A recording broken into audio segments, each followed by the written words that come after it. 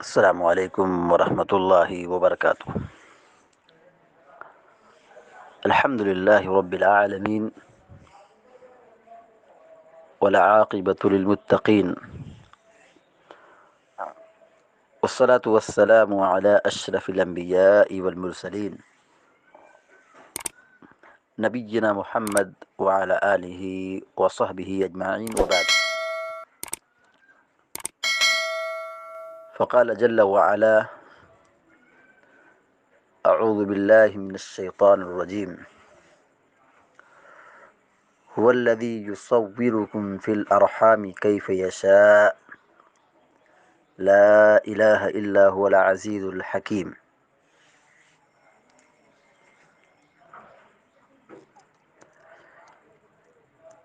تیسرا پارہ سورہ آل عمران کی آیت نمبر 6 ابھی آپ کے سامنے تلاوت کی گئی ہے،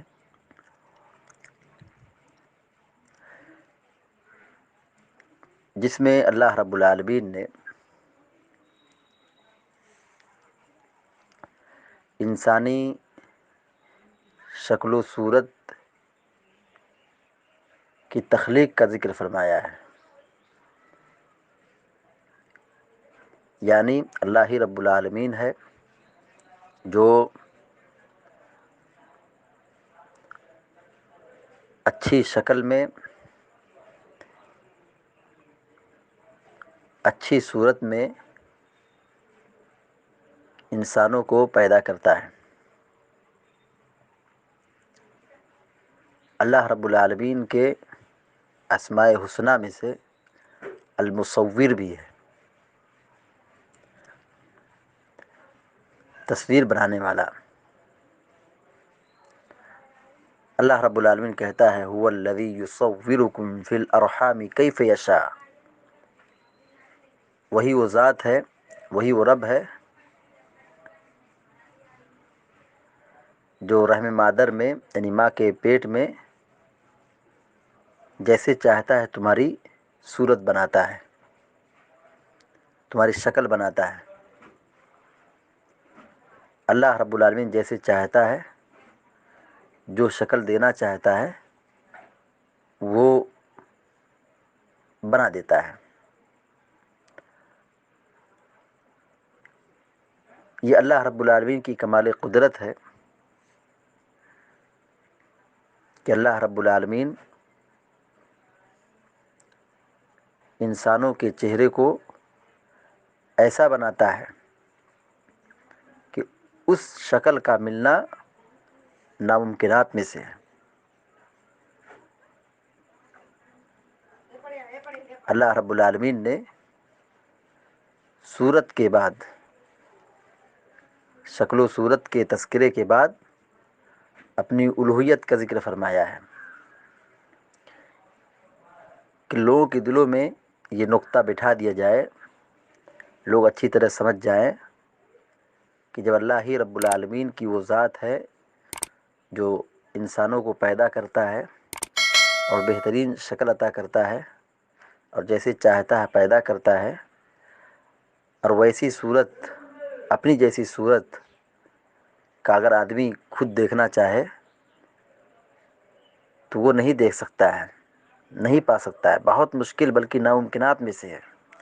اللہ رب العالمین نے کہا لا الہ الا ہو، اللہ رب العالمین کے علاوہ کوئی معبود نہیں ہے، حقیقی معبود اللہ رب العالمین کی ذات ہے۔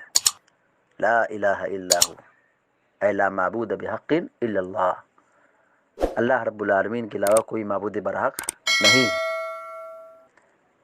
العزیز جو بہت غلبے والا ہے، بڑی قوت والا ہے، وہ ہر چیز پر غالب آ جاتا ہے، اس پر کوئی چیز غالب نہیں آتی ہے۔ الحکیم اللہ رب العالمین کی دوسری صفت یہ ہے کہ وہ بہت حکمت والا ہے، اپنی حکمت و دانائی سے وہ فیصلہ کرتا ہے، وہ پیدا کرتا ہے، وہ تصویر بناتا ہے۔ تو اس آیت کریمہ میں اللہ رب العالمین نے اس بات کا تذکرہ کیا ہے کہ وہی انسانوں کی صورت کو، انسانوں کی شکل کو بنانے والا ہے، اور اللہ رب العالمین نے انسان کی شکل کو بہت خوبصورت بنایا ہے، وہ چاہے وہ جس بھی کلر کا ہو، انسان کا چہرہ، انسان کی شکل یہ سب سے خوبصورت ہے۔ اللہ رب العالمین نے کہا لقد خلقنا الانسان فی احسن تقویم، کہ ہم نے انسان کو بہترین سانچے میں ڈھال دیا ہے۔ تو ایک انسان کی ذمہ داری بنتی ہے کہ اپنے رب کی عظمت کو پہچانے، اپنے رب کے مقام کو سمجھے، اور اللہ رب العالمین کی توحید اور الوہیت کو قبول کرے۔ اللہ ہی عبادت کا مستحق ہے، وہی عبادت کے لائق ہے، اسی کی بندگی اور اسی کی عبادت ہونی چاہیے، اس کی عبادت میں کسی کو شریک نہیں ٹھہرانا چاہیے، کیونکہ وہی پیدا کرتا ہے، وہی بناتا ہے۔ اللہ رب العالمین جتنی بھی مخلوق کو پیدا کیا ہے، پوری کائنات اللہ کی مخلوق میں سے شامل ہے۔